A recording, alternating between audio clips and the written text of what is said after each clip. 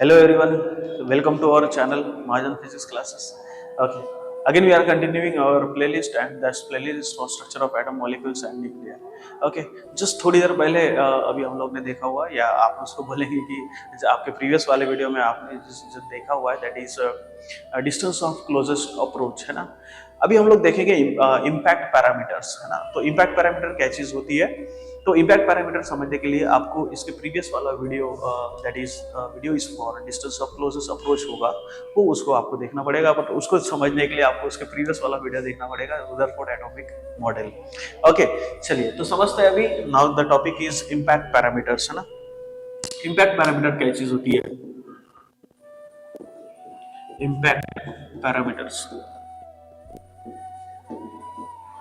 Impact parameter.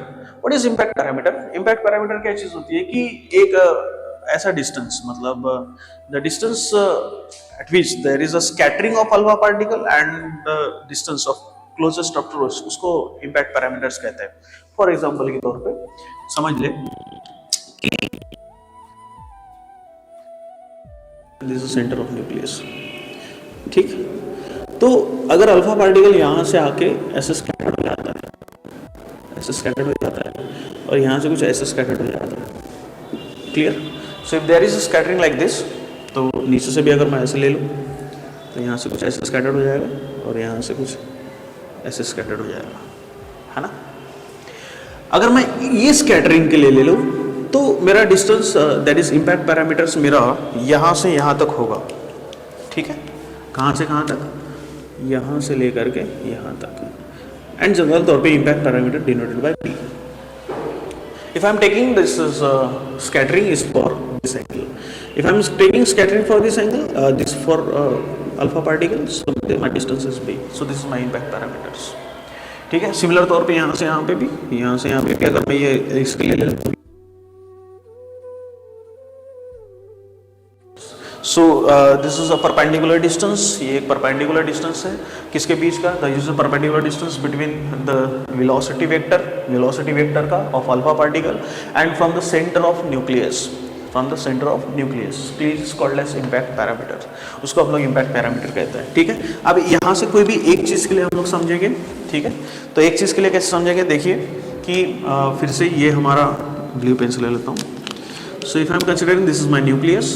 तो ये अगर हमारा न्यूक्लियस है.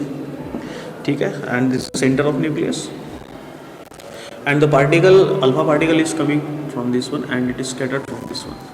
तो अगर मैं इसको कंटिन्यू कर दूँ तो we get the angle that is theta. ठीक है. तो ये जो अल्फा पार्टिकल है हमारा so this is alpha particle है ना. Alpha particle and that is positive particle. So when there is incident and this distance between this one that is this is b. So this b is called as impact parameters है ना. ये आपका impact parameter होता है. What is impact parameter. It is perpendicular distance. ये एक perpendicular distance है. किसके बीच का परपेंडिकुलर डिस्टेंस है. It is perpendicular distance of velocity vector of alpha particle. जो वेलोसिटी वेक्टर है आपका वेलोसिटी वेक्टर क्योंकि ये अल्फा पार्टिकल आपका इस डायरेक्शन से इंसिडेंट हो रहा है. So it is a perpendicular है ना. परपेंडिकुलर डिस्टेंस ऑफ द है ना किसके लिए अल्फा पार्टिकल्स की direction sorry perpendicular distance of velocity vector of alpha particle and from the centre of circle sorry centre of nucleus. Centre of nucleus के बीच का centre of nucleus और ये जो डिस्टेंस होगा आपके इसके बीच का जो distance that is called as impact parameters. उस चीज़ को हम लोग इम्पैक्ट पैरामीटर्स कहते हैं. ठीक है. अगर इम्पैक्ट पैरामीटर्स अगर हम लोग को लेना है for the larger impact parameter है ना. अगर मेरे को लार्जर इम्पैक्ट पैरामीटर्स होना larger impact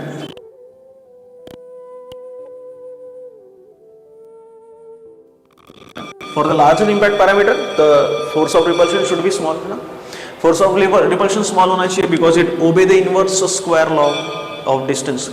because this according to Coulomb's law it obey the inverse square law of distance. for the larger impact parameter अगर मेरे को larger impact parameter चाहिए तो मेरा फोर्स ऑफ रिपल्शन क्या होना चाहिए मेरा कम होना चाहिए. So there is minimum force of repulsion. Clear. So we get the larger impact parameter and if I am taking a smaller impact parameter अगर मेरे को स्मॉलर इम्पैक्ट पैरामीटर चाहिए तो मेरा फोर्स ऑफ रिपल्शन मैक्सिमम चाहिए. ठीक है, because it obey the inverse square law of distance. So for larger impact parameter so we get the maximum force of repulsion. यहाँ होगा हमारा minimum force of repulsion, force of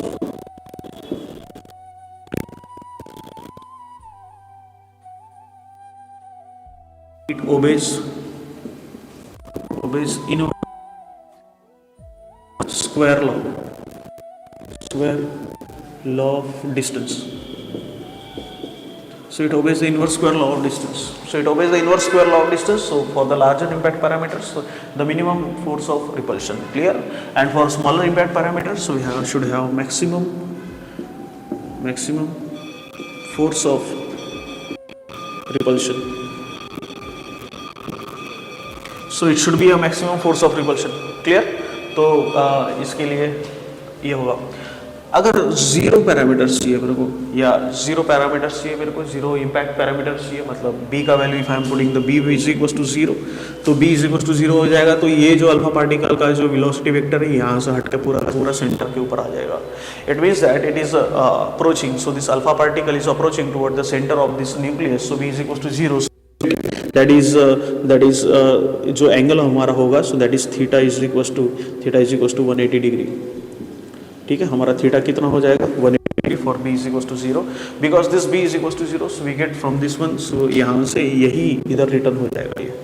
ठीक है, और जहाँ से रिटर्न होगा उनके बीच का डिस्टेंस हम लोग इसको कहते हैं distance of closest approach. Clear. So ये है आपका b is equal to zero. So then theta is equal to 180. When the theta is equal to 180, so that is it is exactly rebound in the reverse direction, it retrace in the reverse direction, and that is exact concept of impact parameters. Impact parameters is a perpendicular distance between, किसके बीच का perpendicular distance है? It is perpendicular distance between the velocity vectors of the alpha particle and from the center of this nucleus. So this is called as impact parameters. For the larger impact parameters, minimum force of repulsion चाहिए because it obeys the inverse square law of distance, and for smaller impact parameters, so it's maximum force of repulsion, clear. And if this b is equals to zero, yeah, it means अगर यही direction of velocity या velocity vector is approaches to the nucleus, center of nucleus, so your b का value zero हो जाएगा, and theta is equals to 180 degree, so it is rebound in the reverse direction, so it is exactly moving, the alpha particle is exactly moving in opposite direction, clear. And we get this is distance of closest approach, and there is a concept of impact parameter. So this is the equation for impact parameter. So अगर हम यहाँ से इसके equation बनाओ तो equation क्या बनेगी हमारी? So इक्वेशन बनेगी again this is b is equals to, because this b is your impact parameter, and b is equals to, this is 1 upon 4 pi epsilon naught and z square, and this is cot, where theta is a scattering angle, and by this is clear. So this is the equation for this impact parameter. So again, if I am taking the kinetic energy, so this is b is equals to, this is 1 upon 4 pi epsilon naught, this is z into e square, that is cot of theta divided by 2, and this is divided by, this is 1 by 2, and this is mv square, clear. So this is the final equation for the impact parameters. ये आपकी final equation हो जाएगी impact parameter की, clear. So this is the equation for impact parameter, these are this condition for impact parameters, and this is altogether the concept of impact parameters. Okay, thank you to watching our channel. To continue to watching our channel, stay tuned with us. आपको बहुत सारे topics आपको यही मिलते रहेंगे, और पूरे बहुत सारे नहीं बोल सकते हम लोग, यहाँ पूरे के पूरे टॉपिक हम लोग यहाँ डिस्कस करेंगे. हमारे चैनल पे बने हुए रहिएगा. Thank you to watching our channel. Thank you so much.